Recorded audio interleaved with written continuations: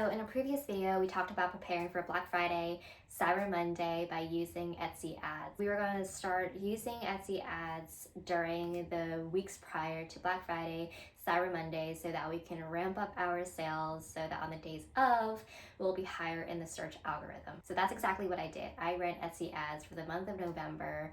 And so today we're going to be talking about the 2 weeks before Black Friday and Cyber Monday and how my Etsy ads performed then. To better paint this picture, I'm going to give you some of the details of the Etsy ads. So we ran our Etsy ads on November 7th to Cyber Monday, which is on the 28th of November.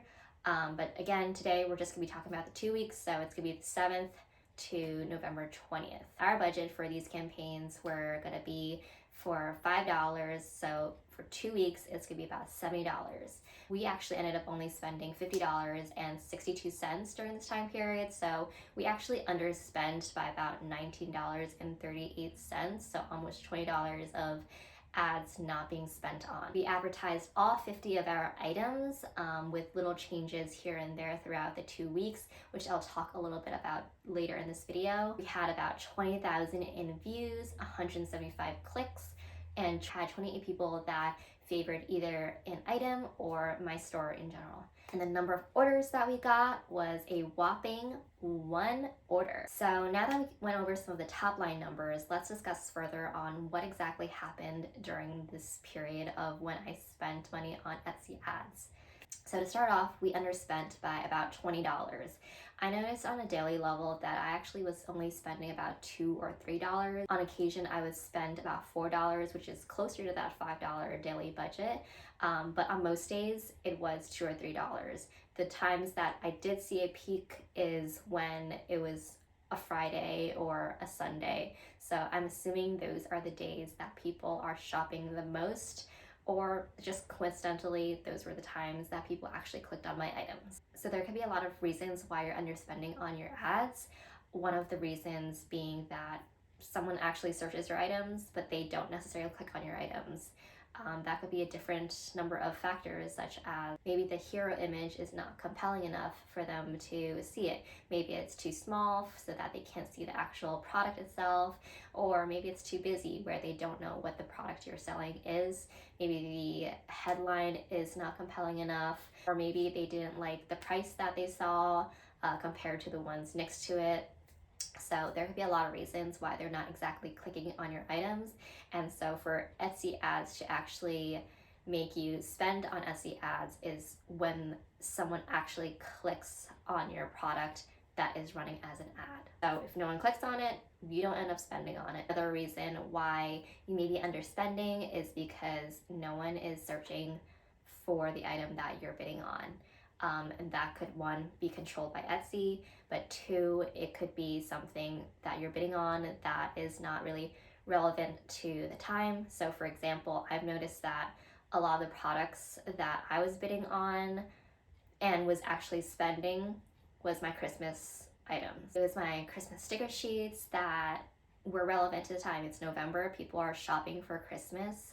So that did better than a product that is, for example, maybe my lemon notepads, which were more summery. So I noticed that those items didn't necessarily get a lot of spending on because no one's really looking for like lemon notepads in the middle of November. So to transition to my next point of some of the changes that I made during these 2 weeks is that I actually decreased the amount of items that I was spending on.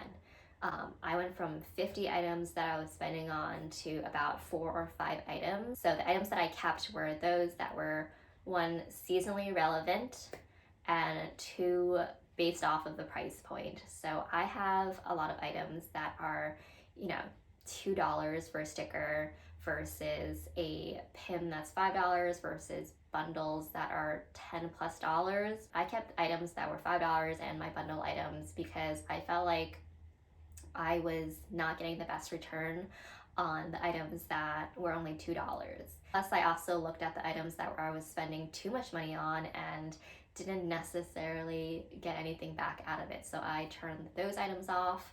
At the end of the day, I only had maybe 4 or 5 items that were advertising. And what I learned is that once I decreased the amount of items that I was advertising on, my views immediately dropped off by about like 50%, which definitely makes sense because I was having less items being advertised, so there were less chances of someone finding my item. But what was great to see is that my click-through rate actually went up, even though I again lowered the amount of items that I was advertising on.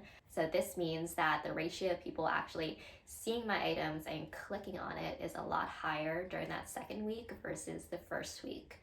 And this is probably because I was narrowing my search and the items that I was targeting. So it could be that my items were being stayed on the advertisement algorithm a lot longer than if I had all 50 items being advertised and it being just advertised for half a day versus the full day. So in actuality, the second week I looked at my spendings and I actually spent about $5 more that second week than the first week. So my spendings did actually end up going up, which is great to see. I think, granted, this could also be because it's now a week before Thanksgiving, so people are probably starting to shop on Etsy during this time versus earlier in November. So towards the end of the second week, on the 18th of November, I started running my 25% discount. I only discounted my top items. Again, I had my $5, my bundles, and my $2. And so I only set that discount on my $5 and bundle items because of profit reasons. I felt like if I had $25 on a $2 item, I'm definitely losing money on it, and I'm probably getting that item for free because I feel like 25% off $2 is barely covering shipping. So again, that's why I ran it on my higher ticket. And this promotion was actually suggested by Etsy. They were going to advertise it in emails, banners, and the whole shebang. However, I actually didn't get any sales that weekend at all. In terms of sales, I didn't get any sales whatsoever at all, which brings me to the next point of the amount of sales that I got. Again, I only got that one order. However, I got that order on my second day and it was like $24. So I felt like I basically broke even a little bit for my first week. And I remember being so giddy about that because I got on my second day and it basically paid for 5 days or almost a week of advertising already. So I feel like I basically got like a BOGO deal on Etsy ads because I only had to pay for basically 1 week of advertisement for 2 weeks. So again, my intentions of running Etsy ads the weeks prior to Black Friday, Cyber Monday was to really ramp up my sales so that on the days of I would be higher on the search algorithm. And I feel like that didn't necessarily work for me. I think for next year, I would want to test out if I would get more sales out of just maybe having my discount earlier in the month versus on the 18th or in the middle of the month, just to see if I get any traction out of that versus having ads.